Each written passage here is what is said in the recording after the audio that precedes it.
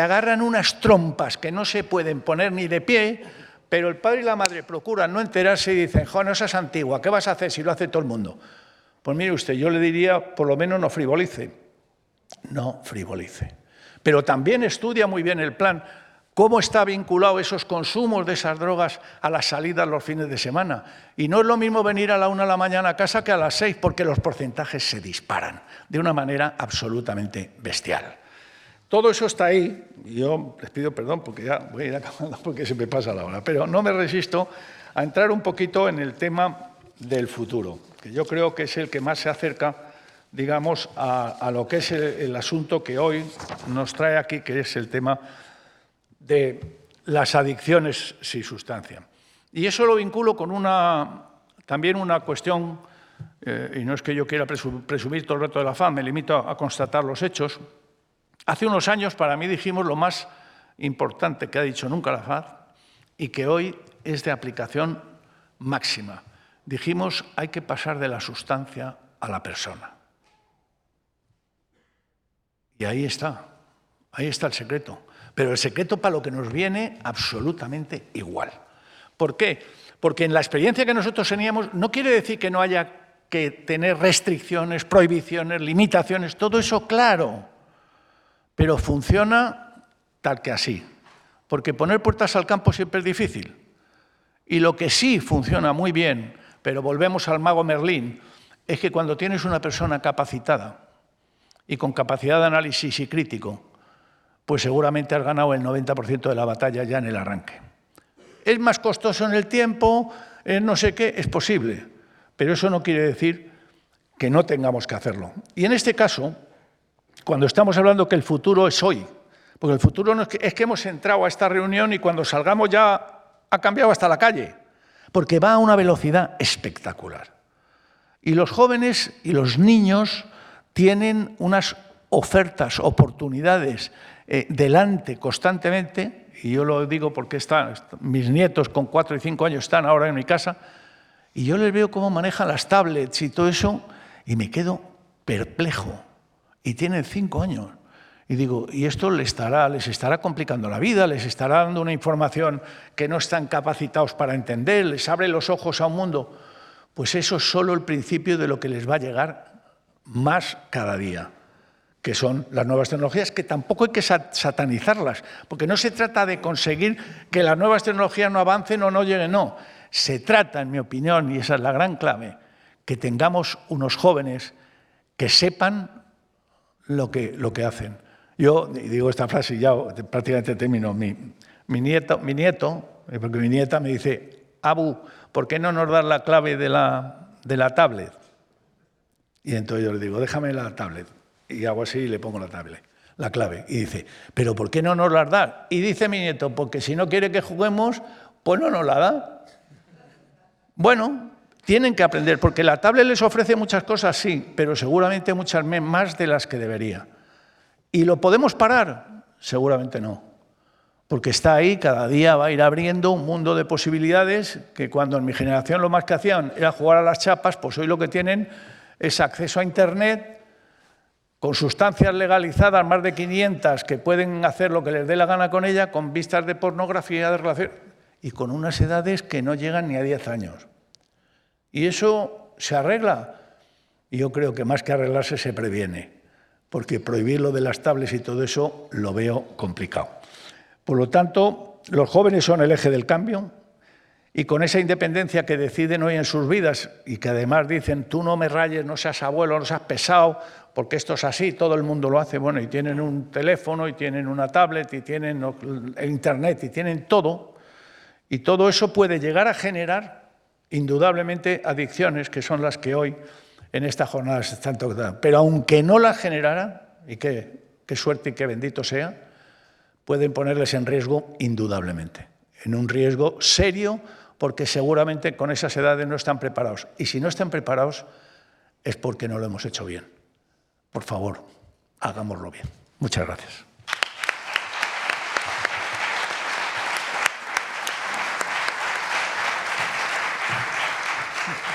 Pues muchas gracias, señor Calderón.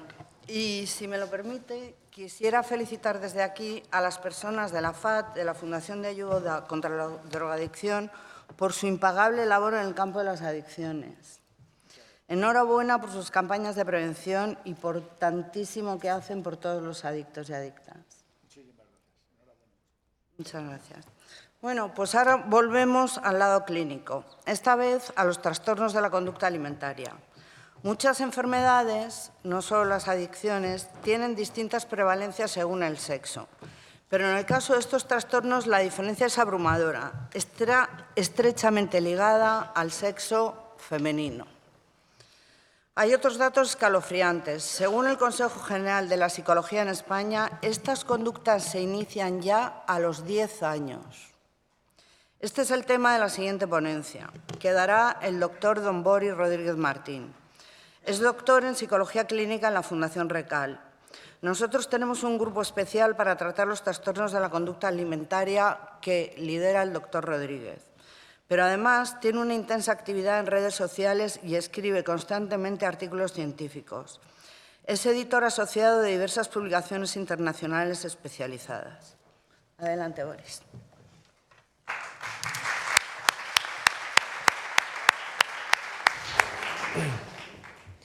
Bueno, primero agradecer a la Fundación, Max y María, compañeros, por la confianza depositada, y a todos los que habéis venido.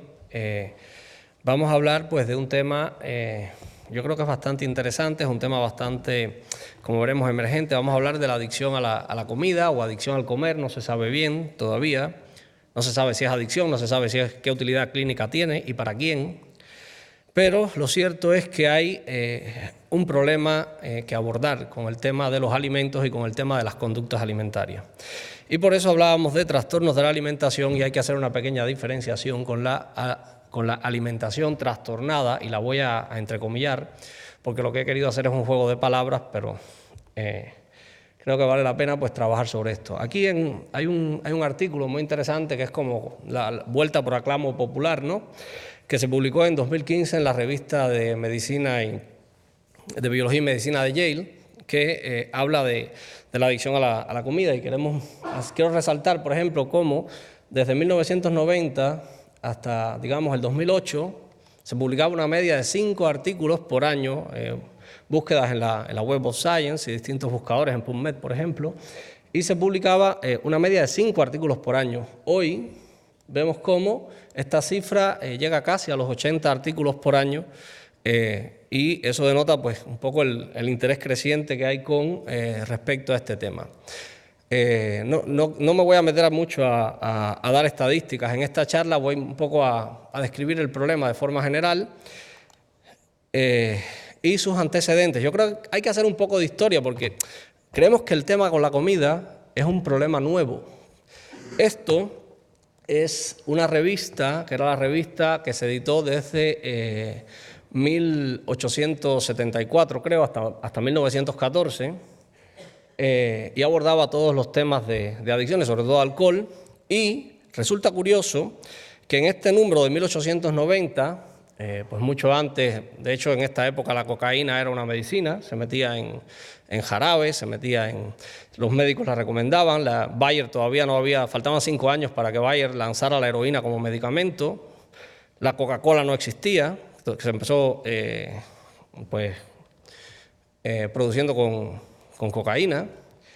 Y la primera vez, es interesante porque la primera vez que se usa el término adicciones, y entendamos que en la época se usaba el término adicciones en esta revista para designar consumos de sustancias distintos al alcohol, la primera vez que se usa el término adicciones, la sustancia elegida es el chocolate. O sea, la primera sustancia con potencial adictivo para la que se usó el término fue el chocolate. Y es interesante porque podemos decir, ¿este tema está zanjado en nuestros días? Yo creo que no. Por ejemplo, miremos dos buenas publicaciones, una de 1999, casi un siglo después, que habla del chocolate, y los autores se preguntan si es una droga o es una comida o es un alimento. Perdónenme por usar el término comida, es que me gusta, en sustitución de alimento, trataré de decir alimento. Y luego ya artículos más recientes en Nutrients, por ejemplo, la revista Nutrientes, que habla ya no solo del chocolate, sino que explora lo que es la concentración de azúcar en las distintas pues en las distintas presentaciones del chocolate. No me voy a detener para hablar del tema porque lo que quería ilustrar es cómo hay una historia con digamos, sustancias, con alimentos con potencial adictivo y cómo esto ha tenido un recorrido a lo largo de, pues digamos, la historia de la investigación científica, aunque ahora, en los últimos 10 años, haya habido un reciente repunte del tema de la adicción a la comida, pero que es un tema viejo, quiero decir. Aquí, ¿cómo se puede medir la adicción a la comida? Pues queremos decir que, digamos, la escala más usada es la escala de Yale de adicción a la comida, que se basa, esta es la versión 2.0, que se basa en los criterios del DSM-5, pero estaba la que tenía los criterios del DSM-4. Aquí en España, por ejemplo, es la escala que más se usa, hay muchos estudios al respecto, algunos resultados los abordaré más adelante, pero como ya he dicho, pues pretendo ser breve, exponer el problema y no dar tantos datos estadísticos. Y la escala de Yale se basa en los criterios del DSM-5, pero hay otra forma de diagnosticar la adicción con la comida, que es los indicadores del ansia por la comida, del craving. Aquí, por ejemplo, se habla de los criterios, los puntos de corte que se ha establecido para la versión reducida de la escala de ansia por la comida como rasgo, una versión de 15 ítems que se validó, y se han establecido puntos de corte que permiten establecer pues, criterios clínicos bastante fiables de adicción a la comida. Esta escala, he tenido la suerte de llevar a cabo la validación en español de la escala de 15 ítems, o sea que la tenemos disponible también. He hablado de la escala de Yale de adicción a la comida porque es que, digamos, la mayor parte de las relaciones que se hacen con esta escala. Por ejemplo, ahora tenemos un problema que no sabemos si es adicción a la comida o es adicción al comer. Si fuese adicción a la comida, pues esta charla en este contexto no tendría ningún sentido, porque estamos hablando de alimentos con un potencial adictivo, estamos hablando usualmente, ¿cuáles serían las sustancias? Pues estamos hablando de alimentos procesados, altamente calóricos, básicamente los estudios investigan el potencial adictivo del azúcar, el chocolate, las grasas saturadas, las grasas trans, en fin. Pero ha surgido, este es un estudio también que hizo una revisión sistemática, por ejemplo, e incluyó más de 30 estudios y descubrió que existen bastante evidencia para sostener algunos criterios de adicción, pero no todos. Y luego en 2014 pues, se publica en esta otra revista, Revisiones de Neurociencia revisiones de neurociencia, en fin, pues se habla del comer como conducta. O sea, que el problema no es la comida, el problema no son los alimentos. Los autores argumentan que no se puede sostener en el potencial adictivo de algunos alimentos, sino que el problema real es la relación que establecemos con la comida, la relación disfuncional que establecemos con la comida y para qué la utilizamos. A raíz de este debate, yo he estado siguiendo el debate a lo largo de 2-3 años, pues sobre todo los que investigan el Yale, el tema de la comida, pues han hecho réplicas, estos han hecho contrarréplicas, y a mí me gustaría quedarme con algo que a veces dicen que las grandes verdades son simples, y yo no puedo, por lo menos para el abordaje clínico, que vamos a ver más adelante, a quién beneficiaría, pues no me puedo esperar a que este problema se resuelva porque va a demorar un poco. Yo me quedo con este comentario que hicieron en este artículo que hablan que en definitiva hay un poco de las dos. O sea, existe el potencial adictivo de numerosos alimentos y existe también una relación altamente disfuncional con el acto de comer. ¿Y qué implicaciones tiene esto para el tratamiento? O sea, todos los pacientes, digamos, porque esto empieza con el tema de la obesidad, todos los pacientes son tributarios de aplicar el concepto para la comida. Esta revisión es muy nueva, de hecho, porque el autor incluso se propone, se pregunta, y este es uno de los grandes investigadores en el tema de la adicción a la comida, se pregunta si pues vale la pena incluir incluso el trastorno de la adicción a la comida si ya tenemos la obesidad, tenemos los trastornos de alimentación, y hace un análisis muy interesante de para quién podría ser positivo este trastorno. Dice este autor en la revisión que lo que es el concepto de adicción a la comida, adicción al comer, pues podría ser muy positivo para los trastornos para personas con trastornos de la alimentación, porque va a ayudar a estas personas a reducir la percepción de fracaso personal que las recaídas tanto en en las distintas conductas alimentarias como las conductas purgativas les provocan. De hecho, cuando se hacen las correlaciones de la escala de Yale de adicción a la comida, pues estudios más globales plantean que más del 70% de las personas con trastornos de la alimentación cumplen los criterios de adicción a la comida. Incluso aquí en estudios en España, algunos han llegado a estudiar, por ejemplo, la anorexia restrictiva, que ni siquiera tiene conductas purgativas, y han llegado a estimar que hasta más del 50% de las anoréxicas, las personas con anorexia restrictiva podrían cumplir los criterios de adicción a la comida. Entonces, por tanto, pues plantea este autor que para los trastornos de la alimentación podría ser un buen enfoque. Dice este autor que no tanto para el tratamiento de la obesidad, donde, aunque parece increíble, sí, esto es un spoiler, este es el Thor Cachas y este es el Thor un poco en sobrepeso de los Vengadores, lo siento, pero ya ha pasado un mes desde el estreno de la película y la veda se ha abierto. De Juego de Tronos no diré nada. Con respecto a la obesidad, dice este autor que menos del 25% de los pacientes con obesidad, sobre todo en las obesidades tipo 1 y tipo 2, que son los que agrupan la mayor cantidad de pacientes, menos del 25% de los pacientes con obesidad cumplen los criterios de adicción a la comida cuando se correlacionan, obviamente, siempre pensando en la escala de adicción a la comida de Yale. Y que, por ejemplo, los pacientes con obesidad tipo 1, algunos obesidad tipo 2 y algunos subtipos del sobrepeso, podrían ajustarse más al concepto de alimentación trastornada. De hecho, este mismo autor hace un interesante análisis donde establece que la adicción a la comida y el índice de masa corporal no tienen una relación lineal. O sea, uno podría pensar que mientras más peso corporal tengas, pues más puntuaciones vas a obtener en la escala, y la realidad dice que no es así. Yo me pregunto, no, esto todavía. Yo me pregunto, aquí cabría preguntarse, ¿cuál de estos dos TOR, hombre, yo no voy a decir que TOR tiene un trastorno de la conducta alimentaria, estoy poniendo el ejemplo, pero ¿cuál de estos dos TOR tendría más probabilidades de tener una adicción a la comida? ¿El TOR obeso o el TOR cachas? Probablemente los dos, pero la lógica nos tendería a indicar siempre al TOR obeso. ¿Por qué? Porque es el estereotipo. Y una de las razones también de nuestra fundación es quitar el estigma y el estereotipo de muchas conductas, y uno de ellos es la obesidad. No todos los obesos cumplen los criterios de adicción a la comida. Por tanto, no todos los obesos llevarían una intervención clínica con el enfoque de la adicción a la comida, pero sí la mayor parte de los trastornos de obesidad.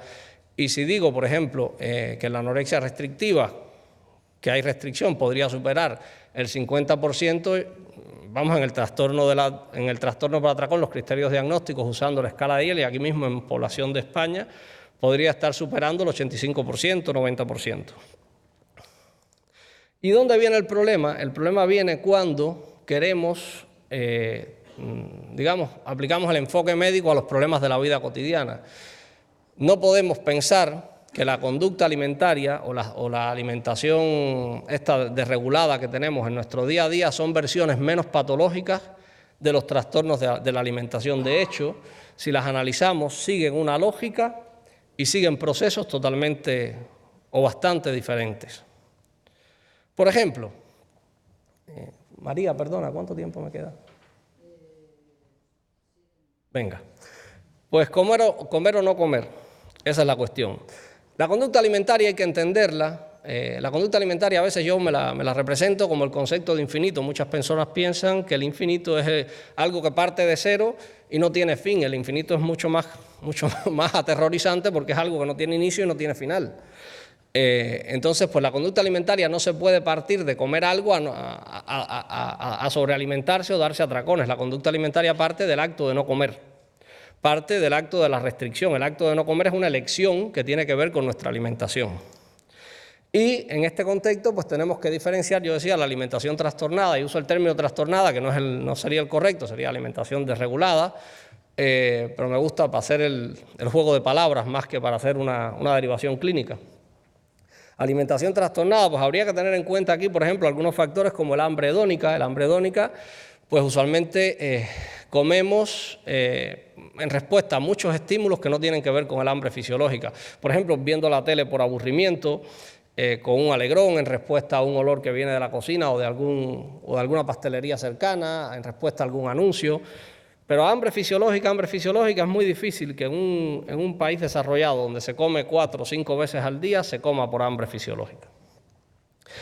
Luego tenemos las conductas de atracón, de picoteo, o sea, una persona que se dé un atracón, no le vamos a diagnosticar un trastorno por atracones. Un atracón, pues es una licencia que se puede permitir a alguien pues, en un contexto determinado. Igual que el picoteo incluso no siempre es malo, hay estudios que dicen que pueden ser buenos en determinadas cantidades. ¿Qué es el picoteo? Pues la ingestión de pequeñas cantidades de alimentos a lo largo del día. Luego tenemos el comer emocional, que es el comer en respuesta a las emociones, tanto positivas como negativas. Aquí, por ejemplo, el aburrimiento es una emoción que desencadena mucha hambre hedónica. Luego está el comer externo, ya lo había dicho, en respuesta a estímulos ambientales. Luego está la restricción de alimentos. Muchas personas que restringen su alimentación, pues dicen, estoy haciendo una dieta. No, estás restringiéndote. ¿Y qué cosa es restringir? Pues es dejar de comer simplemente. O sea, pues hoy estaba viendo yo en Espejo Público algo que estaba alguien hablando sobre los ayunos, por ejemplo. El ayuno es una forma de restricción, digamos, más extrema. Usualmente el ayuno, cuando no se hace pues con una pauta, pues termina casi siempre en comer nocturno, en síndromes de comer nocturno, porque la persona llega un momento en que tiene que comer. Luego están las dietas milagros o las dietas yo-yo, que son estas dietas como el yo-yo, que bajas rápido pero luego recuperas también, te prometen resultados milagrosos en cortos periodos de tiempo. Luego está el tipo de comida. Alguien decía, nadie se hace adicto a comer ensaladas, pero si yo me como 3 boles de ensalada, estoy comiendo compulsivamente ensalada. Obviamente los alimentos que más te tiran a esto son los alimentos altamente calóricos, procesados, ricos en azúcar, ricos en grasa, el chocolate. Y luego, por último, están los horarios de comida. ¿A qué hora comemos? Por ejemplo, a mí me chocó mucho cuando vine a España el patrón cultural de comer a las 9 de la noche, cuando en mi país de cenar a las 9 de la noche, cuando en mi país se cena a las 6. Pero es un patrón cultural que no está mal, es correctísimo. O sea, incluso, de hecho, en Estados Unidos se come a las 6 y los sobrepesos y obesos duplican a los que hay en España. O sea, que tampoco es el horario, pero sí, por ejemplo, ingerir el 25% de la ingesta calórica después de la cena, pues ya sería algo preocupante. Da igual a la hora que se cene. Si es un patrón cultural, se dan a las 9, pues ya está. Y luego están los trastornos de la conducta alimentaria, que hablábamos de la anorexia, la bulimia, el trastorno de atracón y el síndrome del comer nocturno, que muchas veces se pasan por alto, sobre todo en los inicios, y he estado leyendo que tienen la tasa de mortalidad más alta de todas las enfermedades psiquiátricas. O sea que no es para pasar por alto. La adicción para la comida obviamente se entiende en la bulimia, en el trastorno de atracones, en el síndrome de comer nocturno. No voy a hablar ahora de la ortorexia nerviosa porque existe una ortorexia saludable, me demoraría mucho y me quedan pocos minutos. Pero sí me gustaría, si bien el concepto de adicción a la comida se puede aplicar, digamos, a la bulimia, al trastorno de atracones y al síndrome del comer nocturno, pues existen dudas con respecto a la anorexia, cómo enfocarlo como una adicción. Aquí yo traigo un artículo que encontré de 1984, donde es la primera vez que en la literatura científica se propone el abordaje de la anorexia como una adicción, y es una adicción a la inanición, por ejemplo. Yo creo que aquí entender el procesamiento psicológico de la persona que tiene un patrón de adicción a la comida en cualquiera de los dos extremos, ya sea el comer o no comer, es interesantísimo. Y aquí podríamos pensar quiénes se consideran adictos a la comida, quiénes se consideran comedores compulsivos. Existen, por ejemplo, yo creo que aquí le dedicamos en la Fundación Recal, ya estando yo en la Fundación Recal, pues con mi compañera Belén, que hoy no está la modelo que la sustituye en las fotos de la prensa. Le dedicamos un artículo a analizar lo que es el concepto de adicción a la comida percibida, porque existen asociaciones que desde 1960 de personas que se identifican como adictos a la comida, como adictas al comer, y creo que entender de qué va el tema sería fundamental. Y yo digo, ¿cuál es el problema? Pues los problemas no es tanto el peso, el problema son el ideal de belleza, el contar calorías, las dietas mágicas, la comida basura, los llamados productos que no engordan, que de esas conversaciones en las mesas oigo muchos, la mala relación con la comida, la publicidad engañosa, la baja autoestima, los horarios de comida y, por supuesto, la fusión que muchas personas hacen de la autoestima, autoimagen y autoconcepto. Yo quiero cerrar señalando que no podemos patologizar las conductas de la vida cotidiana, pero debemos estar atentos para cuando dejan de ser funcionales. Muchas gracias.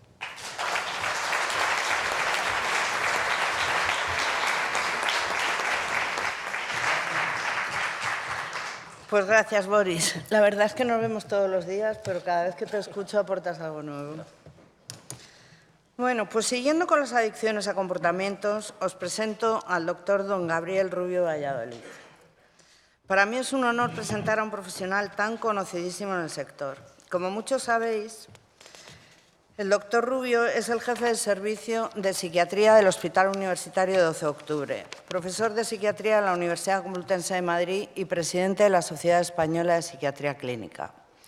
El doctor Rubio trae a nuestra segunda jornada sobre adicciones la gran pregunta: ¿son las adicciones comportamentales diferentes a las adicciones a las drogas? Adelante, doctor Rubio.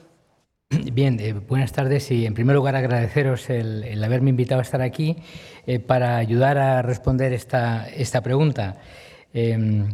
Y espero que ustedes también entiendan, agradecerles que estén aquí una tarde casi de verano, ¿no?, escuchándonos con mensajes a veces inquietantes, ¿no?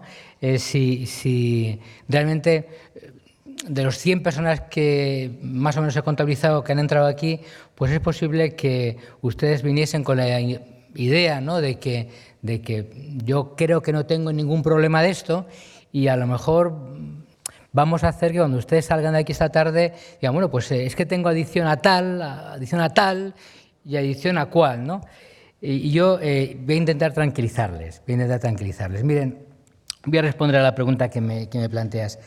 Bueno, yo soy médico y soy médico psiquiatra y por lo tanto mi tarea tiene que ver con la medicina. Hay aspectos que no son de la medicina, pero como ciudadano también puedo opinar, ¿no?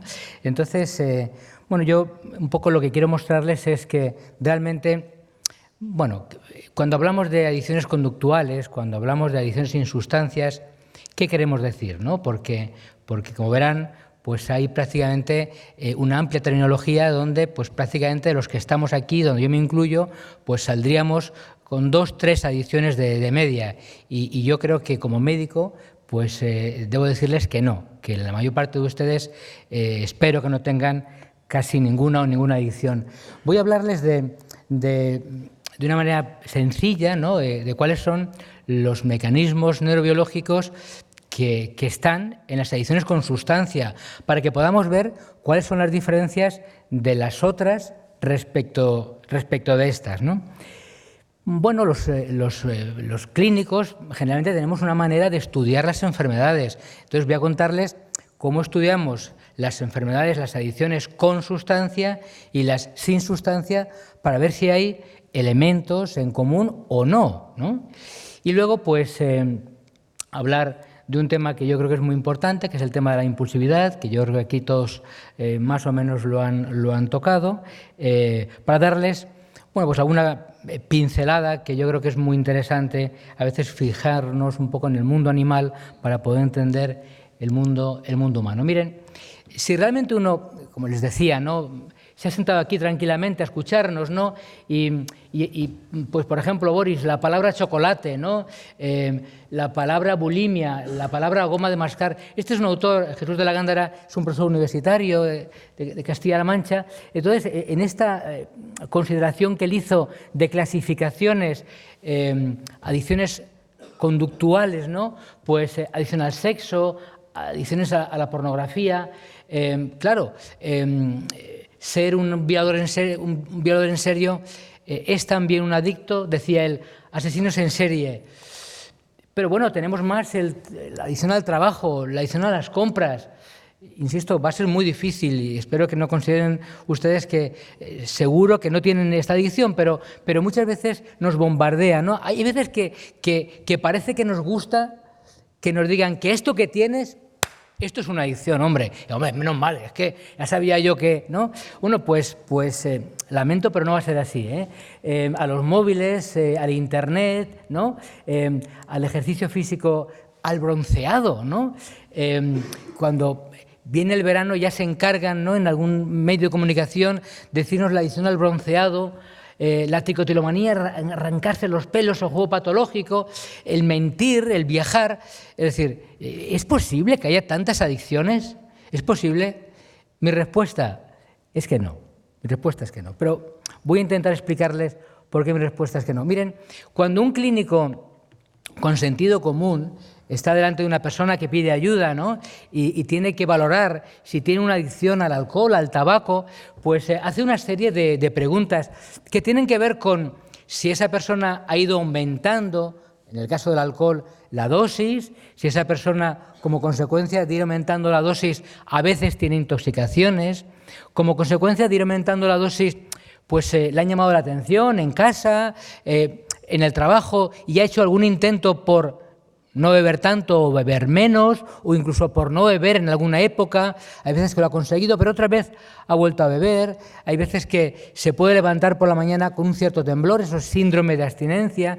Y en general, en esta progresión de esta persona que nos pide ayuda, pues hay una serie de hitos que suelen cumplirse y son que estas personas han ido aumentando la dosis, que estas personas han perdido la capacidad de controlar la sustancia y que estas personas consumen alcohol a pesar de las complicaciones médicas. Y uno se hace una idea rápidamente de que este señor tiene una adicción al alcohol. Y uno ya empieza a ponerse en lo peor y empieza a pensar que este hombre jamás, ¿no?, que si no deja de beber se va a morir de una cirrosis, si no deja de beber su mujer... Bueno, los clínicos tenemos una visión de la realidad, pero es una visión parcial de la realidad.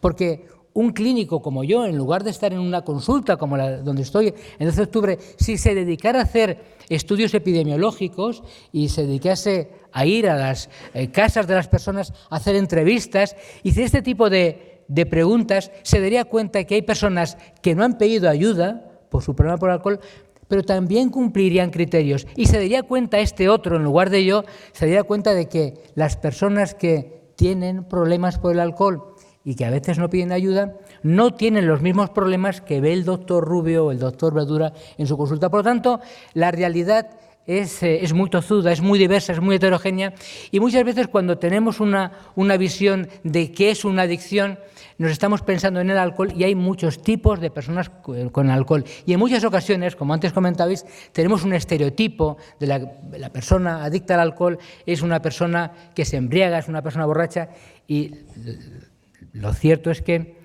afortunadamente, ¿no?, la gran variedad de personas con adicción hacen que podamos distinguir entre adicciones leves, moderadas y graves.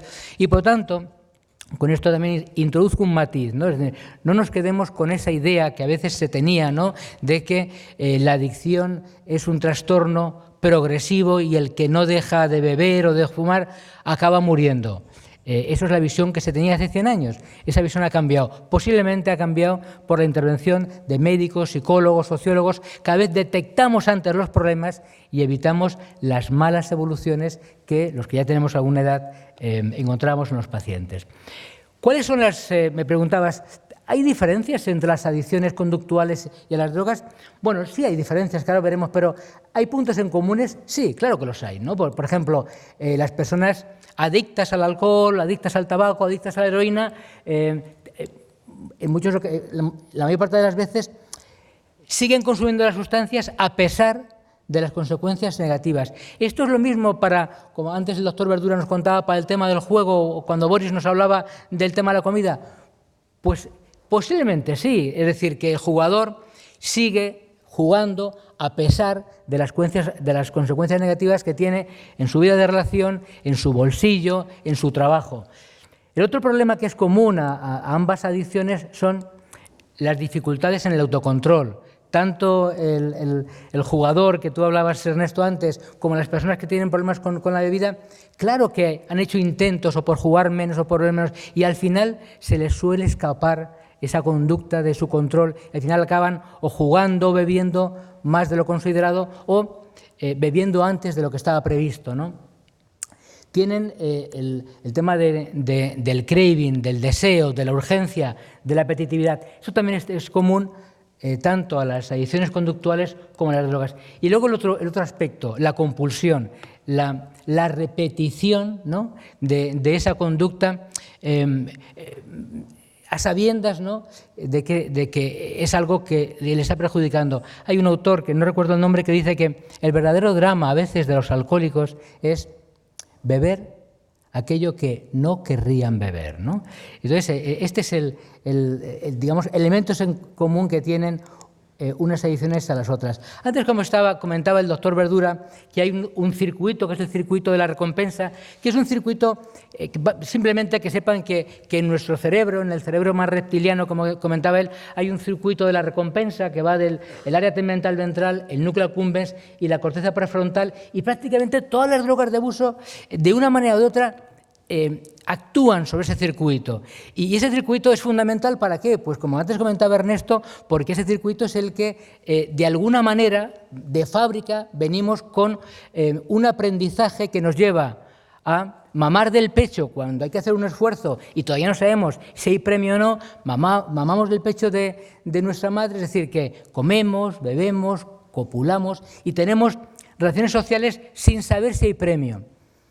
Ese circuito de la recompensa en nuestra especie es distinto, es más plástico. ¿Por qué? Porque habitualmente si uno coge un animal herbívoro, ¿no?, y no le pone alfalfa, por ejemplo, una vaca, y se morirá de hambre aunque le pongamos filetes, ¿no? Y si cogemos un animal carnívoro y le quitamos cualquier tipo de comida de carne y le ponemos verdura, se morirá de inanición. Nuestra especie es la única especie que podemos comer de todo, hasta incluso plástico. Esa enorme capacidad de adaptarnos a cualquier nicho ecológico tiene una ventaja, la adaptación al medio, la supervivencia, y tiene una desventaja, y es que ese circuito de la recompensa es más vulnerable y se puede ver afectado, se puede ver hackeado por determinadas sustancias o determinadas conductas, como luego veremos aquí, ¿no? Por tanto, en el inicio de la adicción generalmente siempre hay una dificultad en el control de los impulsos, empezamos a consumir por obtener placer, por tener ese aspecto hedónico y al final acabamos consumiendo por alejarnos de ese malestar, por alejarnos de esa sintomatología de abstinencia, por alejarnos de esa ansiedad, de esa tristeza, de ese aburrimiento. Bien, lo que tenemos que saber es que esto es lo que los que nos dedicamos a las adicciones con sustancia sabemos. Es decir, que en este núcleo de la recompensa ha penetrado el alcohol. Y eso significa que cuando ha penetrado el alcohol, para esa persona, esta parte del cerebro, que es el cerebro reptiliano, que es el cerebro que tiene que ver con la supervivencia, con las emociones, para ese cerebro cualquier estímulo relacionado con el alcohol tiene valor de supervivencia. ¿Qué significa? Que es más potente que un estímulo sexual, que es más potente que un estímulo comer si uno tiene hambre. Y ese es el verdadero drama de estas personas, que sin saberlo, hay una parte de su cerebro que es potentísima y que es quien nos ha traído aquí en el siglo XXI, ese cerebro animal, pues esa parte del cerebro empieza a procesar los estímulos relacionados, en este caso con el alcohol, como si tuviesen valor de supervivencia. Es decir, que ese cerebro, no en un humano, en un animal, ante una situación de hambre, si tiene hambre y puede elegir entre comer y beber alcohol, elegiría beber alcohol. Si tiene sed, entre agua y cerveza, elegiría cerveza. Si tiene que recoger a sus hijos a salir de clase, entre voy a esperar un poquito más a tomar una cerveza porque luego llego, se quedaría a beber una cerveza. Es decir, que ese es el auténtico drama que muchas veces ni el propio adicto ni las familias comprenden. Esos estímulos tienen para esa parte del cerebro valor de supervivencia. Es decir, que de alguna manera es un cerebro que, si no está muy consciente, tiene el riesgo de dejarse llevar por esa impulsividad que le llevaría a consumir. Bueno, y esto es lo que los que nos dedicamos a las drogas sabemos. ¿Qué ocurre cuando estamos pensando en, bueno, estas miles de posibles adicciones son realmente adicciones desde el punto de vista de los que nos dedicamos a las drogas con sustancias? Es decir, ¿hay elementos en común entre las dos adicciones que se han planteado aquí, el juego y la adicción a la comida? ¿Hay elementos en común? Bueno, pues hay autores que lo que plantean es que sí, hay elementos en común. Esta es el área tegmental ventral, el núcleo accumbens, es decir, que de alguna manera no les voy a digamos, aburrir, ¿no? Pero de alguna manera lo que plantea este autor es que efectivamente que se comparte elementos de ese circuito de la recompensa. Por lo tanto, entre algunas adicciones o entre lo que un clínico debería llamar esto es una adicción y esto no, deberíamos de pedirle, de acuerdo, que esa nueva adicción por lo menos altere, modifique ese circuito de la recompensa. Bien,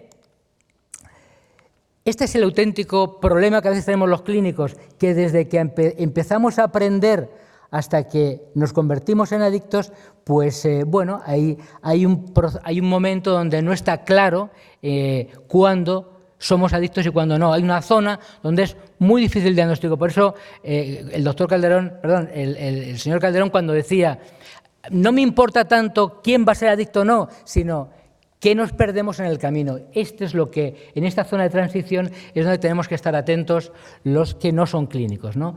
Bien, les decía, cuando un clínico como yo se nos plantea ¿esto es una adicción o no?, pues tenemos que intentar compararlos con una serie de paradigmas que son los que clínicamente, científicamente utilizamos. ¿Qué paradigmas son? Bueno, pues si ese estímulo tiene relevancia motivacional, si atrae mi atención, si tengo deseo, si tengo dificultades a la hora de controlar esa conducta y si tiene compulsividad. Miren, yo no sé si la doctora Baños, perdona que te... ¿tienes hambre? ¿Ahora tienes hambre? No. Fíjate que he puesto aquí, Lola, perdona, que he puesto aquí pues una tarrina, un queso. Fíjate, ¿has visto algo, Lola? ¿Has visto algo? No, Lola no ha visto nada, pero si Lola tuviese un problema de adicción a la heroína, seguramente se habría percatado de esta jeringa, la heroína, que le he mostrado en 2 ocasiones. Bueno, pues esto es lo que llamamos sesgo atencional. Significa que cuando una persona tiene un problema de dependencia al alcohol, si alguien lo ha visto, que no lo diga, significa que cuando una persona tiene un problema adicional al alcohol y le enseñamos una pantalla y luego esa pantalla desaparece y aparece una botella y una caja, ¿no? Y le decimos, cuando usted vea un punto, por favor, apriete un botón, ¿no? Y entonces desaparece esa pantalla y aparece un punto. Bueno, pues lo que sabemos es estas estrategias de sesgo atencional, lo que sabemos es que si el punto aparece aquí, en mi pantalla donde estaba el alcohol, la persona con problemas con el alcohol lo detecta antes, porque sus procesos atencionales se han quedado fijados a esta en mi pantalla. Y si el punto aparece aquí, los encontramos antes. Estos son paradigmas que se deberían de poner también en práctica para saber si una adicción es adicción o no adicción. Y de esto el doctor Verdura sabe bastante porque hizo su tesis con este paradigma, con el tema del juego. Impulsividad. Bueno, pues sabemos que cuando una persona es adicta al alcohol, una tarea que es la tarea de stop, que consiste en ver si el sujeto es capaz de reconocer un estímulo, pues tarda mucho, tarda poco. Y lo que sabemos es que la mayor parte de personas con adicción al alcohol tienen problemas en la tarea de stop. Pero, por ejemplo, hay veces que si a uno le dicen, oye, ¿qué es lo que prefieres ahora? Mira, si yo te doy en este momento 5 euros ahora, pero si dentro de 6 meses te doy 1.000, ¿qué prefieres? Entonces la gente va estableciendo preferencias y sabemos que las personas con mayor riesgo de adicción son personas que quieren el refuerzo inmediato ya, aunque sea pequeño. Tienen dificultades en demorar el refuerzo. Este tipo de paradigmas también debería de ser testado en personas con esas posibles adicciones. Este es digamos, aspecto para medir la impulsividad. A los pacientes a las personas les damos 4 mazos de cartas. Hay unos mazos de cartas donde el sujeto va sacando y conforme va sacando va perdiendo dinero en el fondo.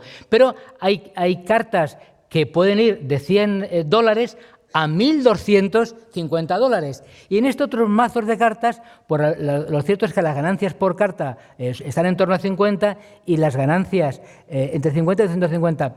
Las personas con tendencia a ser adictas tienen tendencia a elegir este mazo de cartas, ¿vale? Que son las cartas, los mazos donde se puede ganar mucho, pero en el fondo siempre se acaba perdiendo. Y por último, esta es otra estrategia también donde le decimos al paciente que esté pendiente de su mesa, de su ordenador, y cuando vea un punto, que suelte la barra y que toque el punto. Sabemos que las personas muy impulsivas sueltan muy rápidamente la barra. Este es otro test que debería servir para testar esas posibles adicciones. Y por último, la compulsividad. La compulsividad, tenemos una estrategia muy sencilla y es le decimos al paciente, mira, tú aprieta este botón del ordenador y según el tiempo que hayas tardado en apretar, el ordenador te va a dar un premio y tú tendrás que intuir cuál es la secuencia premiada. Bueno, pues aquellos que son capaces de esperar más de 6 segundos casi siempre reciben premio, y aquellos que de manera impulsiva hacen muchos ensayos hasta llegar al 6, pues pierden dinero.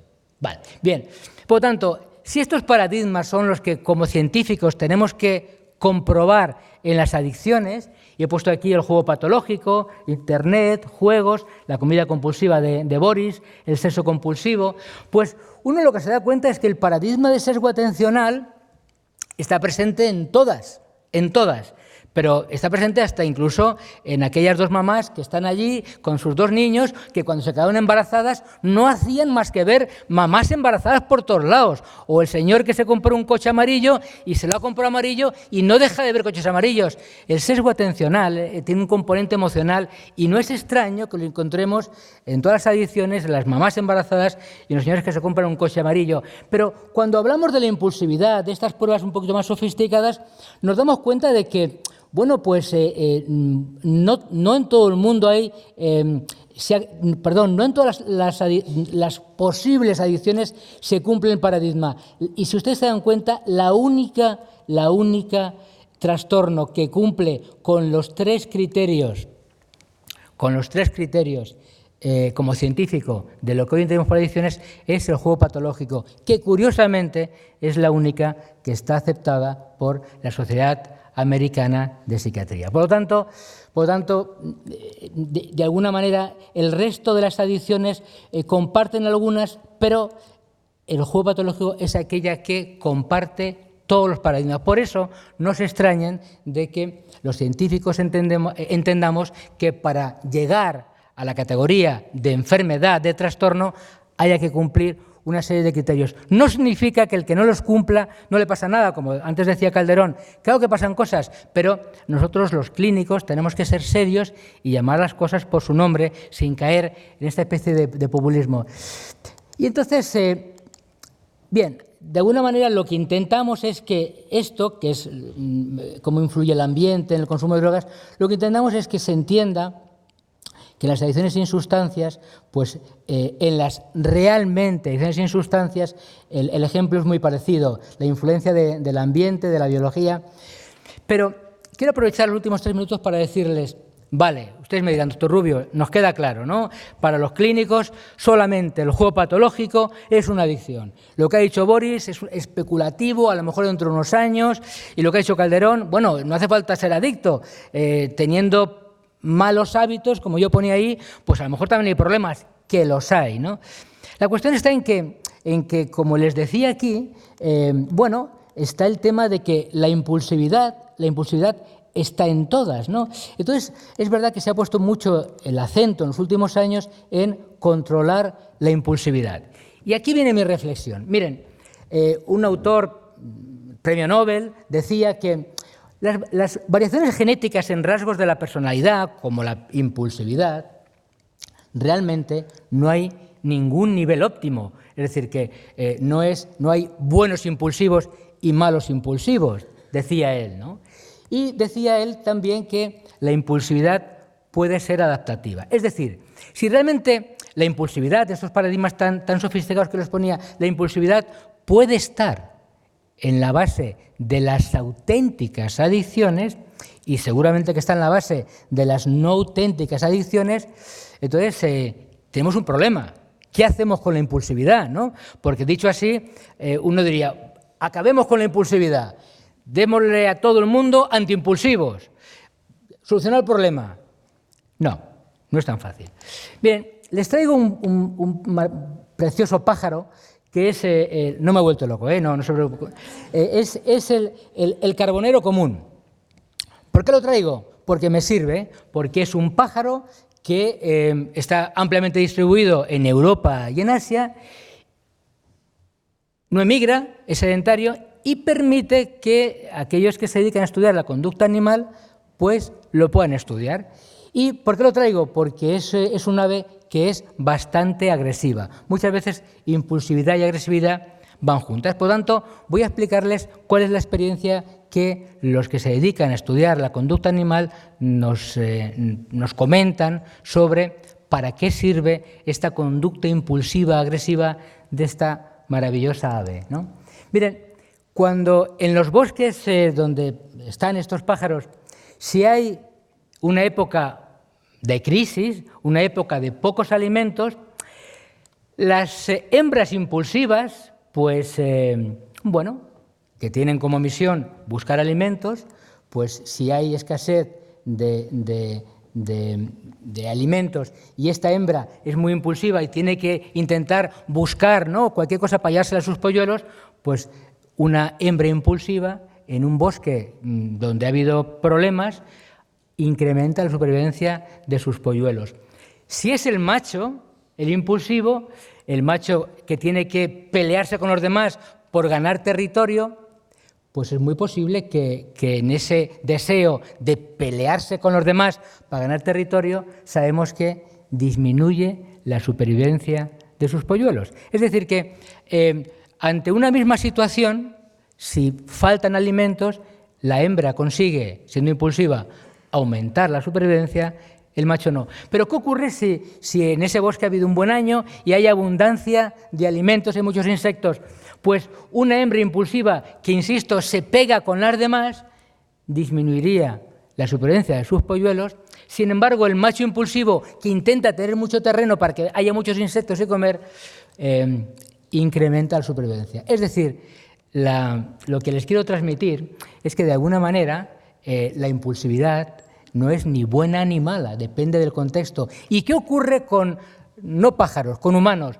Pues, ¿qué ocurre cuando los humanos tenemos dificultades en el control inhibitorio? Antes comentaba tanto Boris como Ernesto el tema de los TDAH, de los trastornos por déficit de atención y hiperactividad. Bueno, pues, efectivamente, ¿cuál es el problema? Pues el problema es que consumen sustancias y, por tanto, pueden tener problemas de adicción a las sustancias.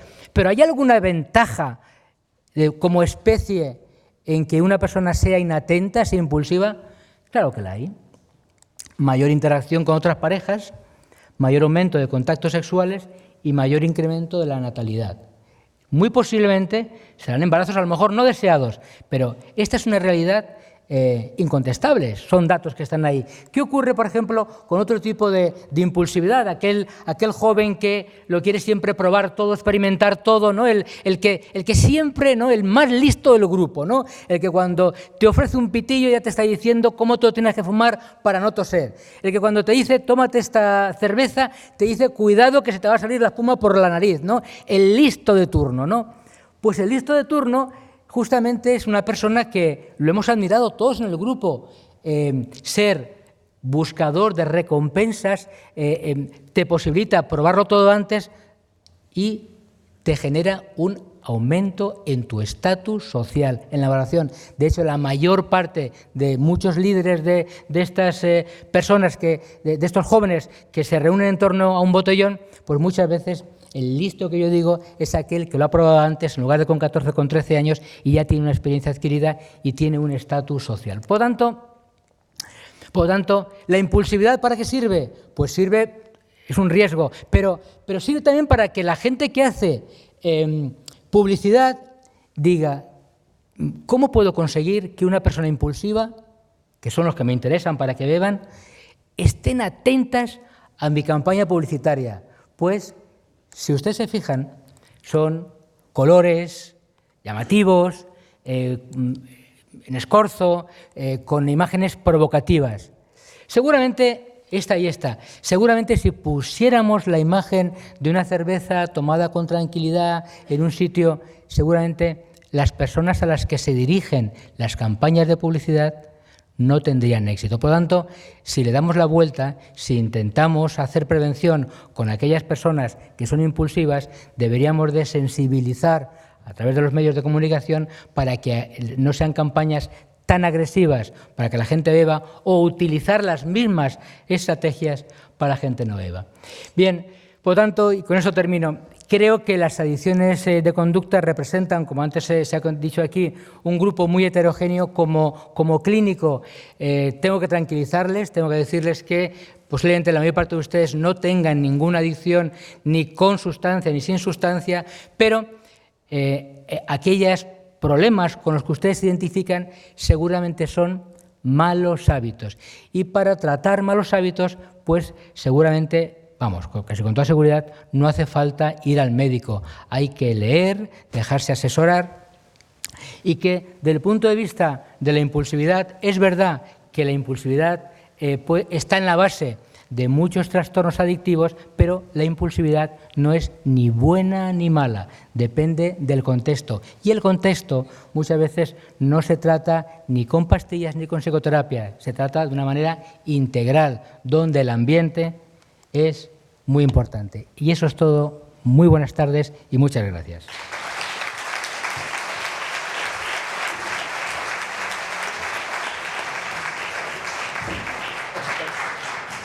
Bueno, pues muchísimas gracias, doctor Rubio. Gracias por aportar tantísima información y experiencia al conocimiento de las adicciones. El título de su ponencia tenía forma de pregunta. ¿Son las adicciones comportamentales diferentes a las adicciones a las drogas? Y realmente ha dado respuesta a este y a otros muchos interrogantes. Bueno, ahora quiero dar las gracias a los integrantes de esta mesa. Primero a nuestro presidente, don Maximiliano Habsburgo, al doctor Verdura, al doctor Rubio, al doctor Rodríguez, a la representante de la delegación del Gobierno y a don Ignacio Calderón, vicepresidente de la FAT. Ahora lo que vamos a hacer es un breve descanso para tomar algo todos juntos y a continuación dará comienzo a la mesa redonda a las 18:30 en punto, en el que os presentaremos a otros profesionales de igual valía que los que tenemos hasta ahora, o más. Bueno, teniendo en cuenta que tú vas a estar, a los que podréis hacer preguntas. Muchas gracias a ellos y, por supuesto, a todas y a todos los que habéis venido por escuchar con tantísima atención.